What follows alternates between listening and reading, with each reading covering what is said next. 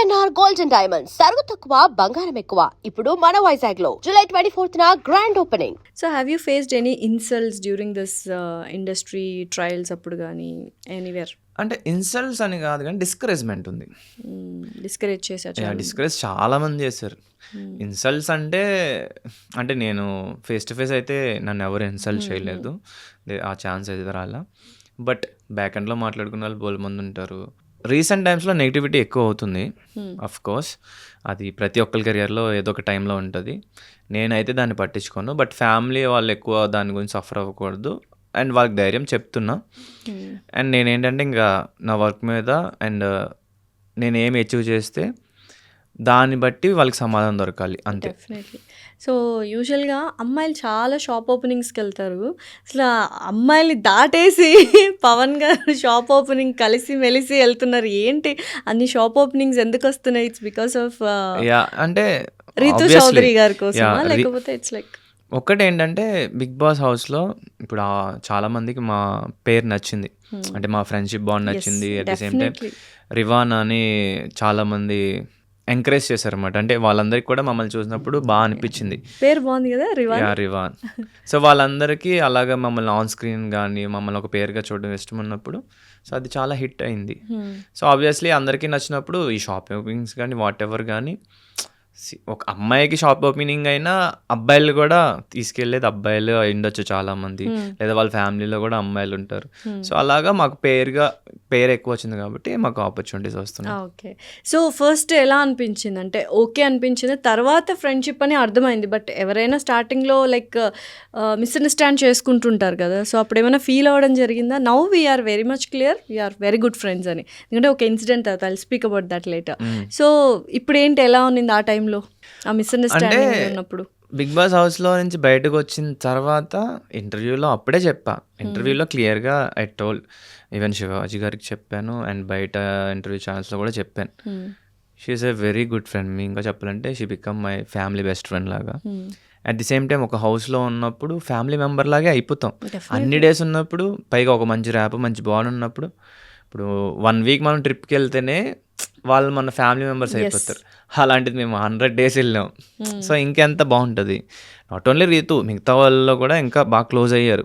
But అక్కడ ఏంటంటే captaincy task వచ్చినప్పుడు మనకు ఒకళ్ళు సపోర్ట్ మ్యాండేటరీ అన్నప్పుడు always she's there for me, I'm there for her కాబట్టి సో మా బాండ్ ఇంకా డబల్ అయింది అన్నమాట. బయటకు వచ్చిన తర్వాత అంటే మీటింగ్ కలుస్తూ ఉంటారు. ఇంకా బెస్ట్ థింగ్ ఏంటంటే మేము నియర్ బైనే, జస్ట్ లెస్ దెన్ 2 kilometers.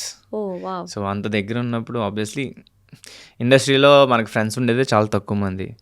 పక్కనే ఉంటే ఇంక రెగ్యులర్గా వాళ్ళనే కదా కలుస్తాం. సో బయటకు వచ్చిన తర్వాత ఈ రూమర్స్ ఇవన్నీ ఏంటంటే మా ఇంట్లో వాళ్ళని బాధ పెడతాయి, కానీ నాకు మనం ఇండస్ట్రీకి వచ్చే ముందే చాలా చూస్తాం ఇవన్నీ కామన్ అని.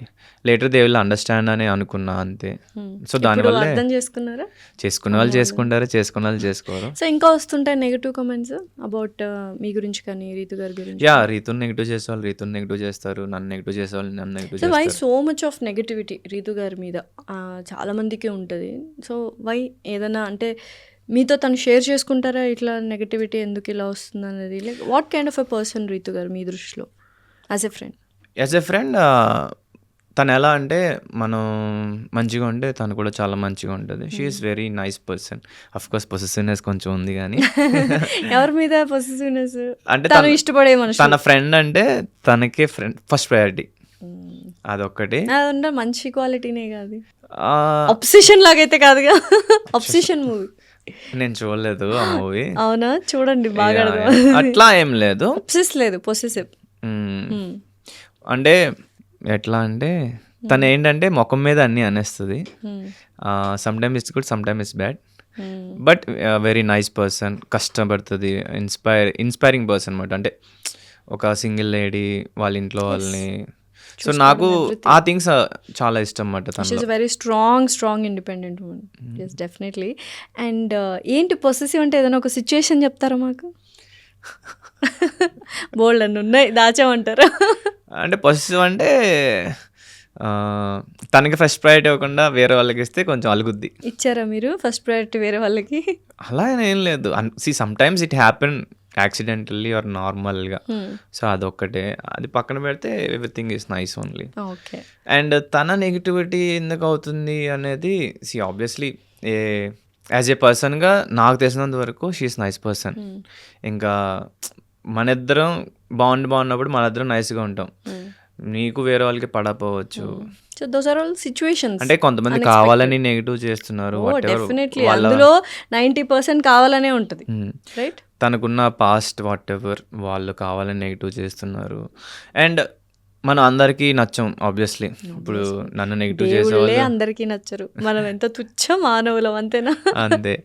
సో పీపుల్ కొంచెం నేర్చుకోవాలి ఎందుకు నెగిటివ్ చేయడం అని, బట్ అది మారదు. సో మూవీస్ అనేవి ఎలా స్టార్ట్ అయినాయి అసలు? ఆ కెరియర్ వైపు, ఆ కెరియర్ యాక్టింగ్ నాకు వచ్చు, నేను యాక్టర్ అవ్వాలి అని ఎప్పుడు అనిపించింది? ఏంటి అంటే ఫస్ట్లో అంటే నేను ఎవరిని ఇమిటేట్ చేయాలనుకోను. ఇప్పుడు ప్రతి హీరోకి ఓన్ ఓన్ మేనరిజం ఉంటుంది.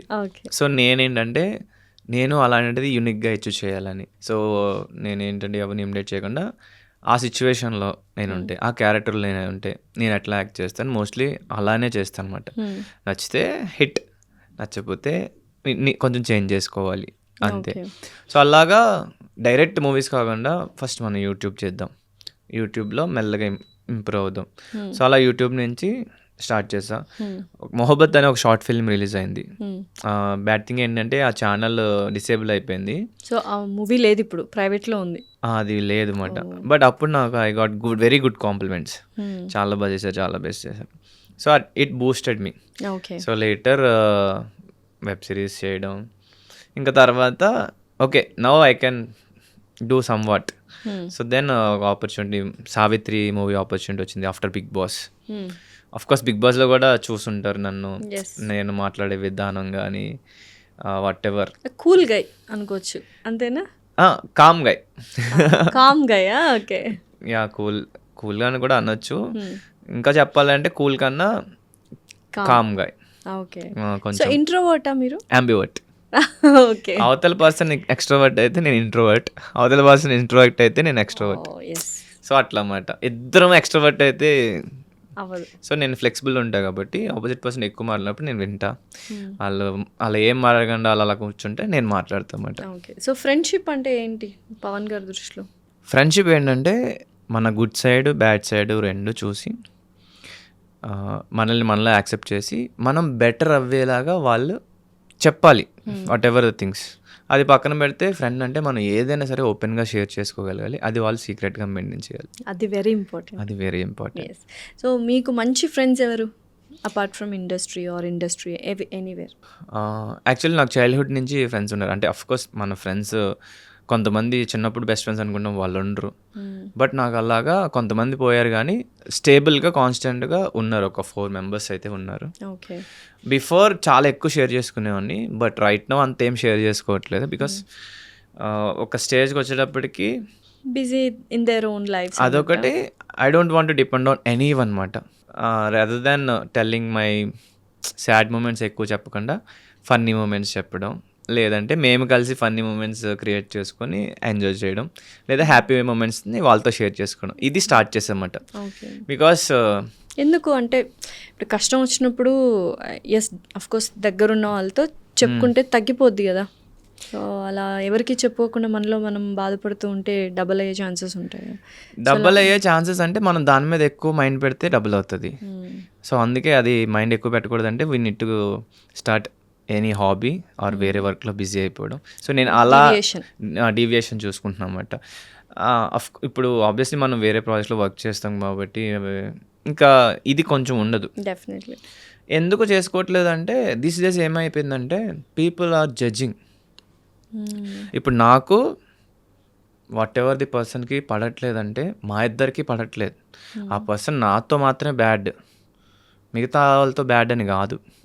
మా ఇద్దరికి what ever things maybe ego అవ్వచ్చు, లేదా వాళ్ళు నా దగ్గర ఎక్స్పెక్టేషన్స్ పెట్టుకోవచ్చు, లేదా నేను వాళ్ళ మీద ఎక్స్పెక్టేషన్స్ పెట్టుకోవచ్చు. దానివల్ల మా ఇద్దరికి గొడవైంది. సో అది ఆ పర్సన్ గుడ్డా బ్యాడా, లేకపోతే నా ఫ్రెండ్స్తో షేర్ చేసుకున్నా, ఎవరితో షేర్ చేసుకున్నా వాళ్ళు నా బాధని వాళ్ళ బాధగా అర్థం చేసుకొని వాళ్ళని హేట్ చేయడం స్టార్ట్ చేస్తారు. సో అక్కడ దాకా ఆగిపోతే బాగుండు. ఈవెన్ నేను కూడా ఏంటంటే నా ఫ్రెండ్స్ ఎవరైనా ఏదైనా షేర్ చేసుకున్నప్పుడు ఆబ్వియస్లీ మనకి వాళ్ళ మీద ఒక ఒపీనియన్ పాస్ అయిపోద్ది కదా.